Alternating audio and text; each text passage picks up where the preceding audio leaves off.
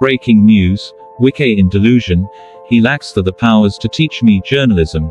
Arise News presenter, Ruben Abati challenges the FCT minister, Nyesom Wike. The award-winning Nigerian journalist made this assertion in what seems like a self-defense, following the recent statement made by the FCT minister during an interview in Port Harcourt, Rivers State. The minister insisted that his political rival, Atiku Abubakar, lied in his narrative of the political developments within Nigeria's main opposition party, PDP, in an interview with Arise News. Wike also criticized Ruben Abati for being lopsided in his journalistic approach to matters of public interest. Watch the details. I think it's a tragedy for the People's Democratic Party that the party has been reduced to the level of the tantrums and the melodrama of one individual called Nyesom Wike, 59-year-old Nyesom Wike, who thinks that the party belongs to him.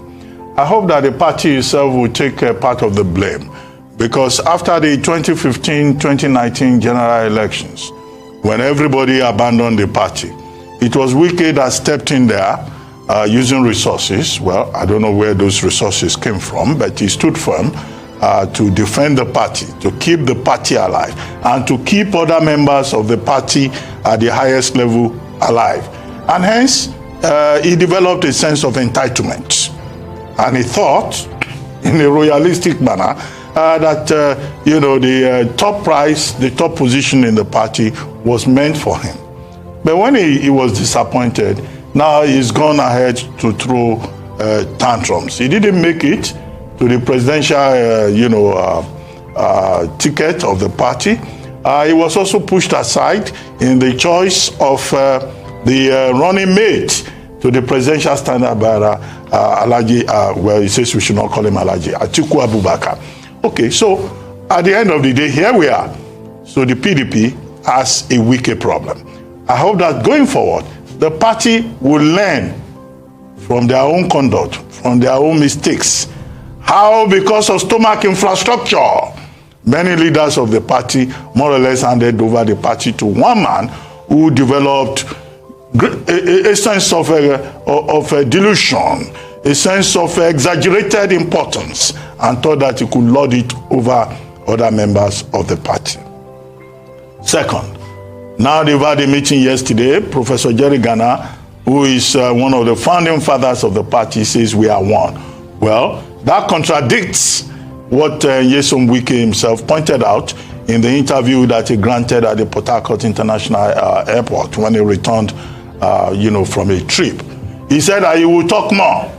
What is he going to say again? In 15 minutes of rambling, protest, he said Atiku lied in an interview that he had with this station, Arise TV. Two of the interviewers are here, okay? Now, at the end of the day, he did not debunk the lies that he imagined. I'm not defending the Atiku camp. That's not my job. I'm a journalist.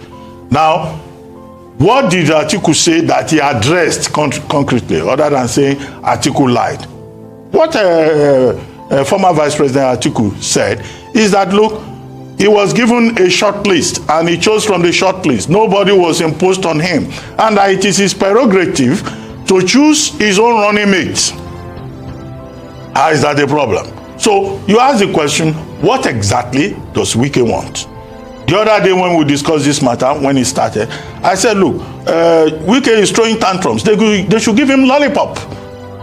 The major takeaway from that is interview at the airport is that nobody has brought the lollipop to him.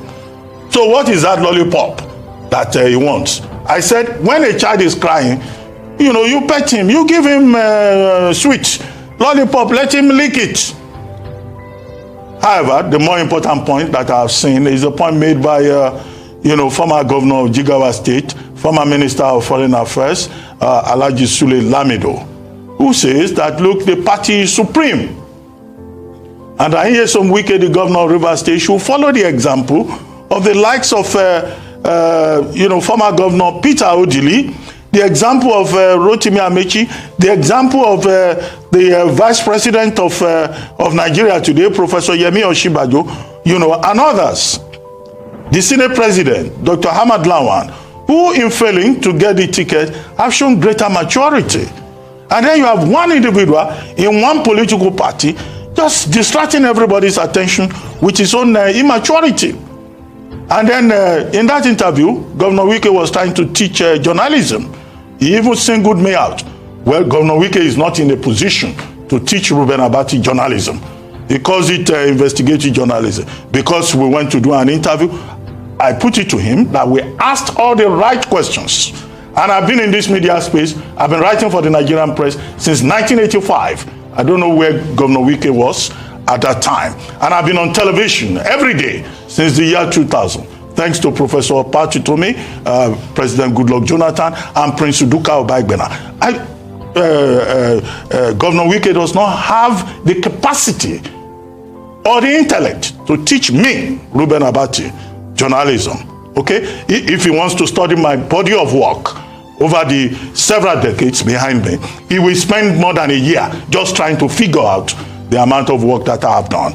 But I think it's important, for him to moderate his anger and to just allow Nigerians to focus on serious issues rather than this, self-promotion, this, throwing of tantrums all over the place. And he should look at the example of what people are doing in other jurisdictions where they're talking about ideas. We would like to engage him at the level of ideas, not at the level of his own emotional choices. So people should not think because they are in government, they have a platform, they have the right to just misbehave in the public domain. Because indeed, there are persons who are now saying, what exactly does Governor Wike want? And how far does he want to go? If he is tired of the PDP, he has the option of going to another political party, doesn't he? It's within his rights to do so. But he should not drag people like us who are doing a honest day job into their matter. I don't have a dog in that fight. Thanks for watching. Kindly share your opinion on the comments section. Subscribe to this channel for more stories.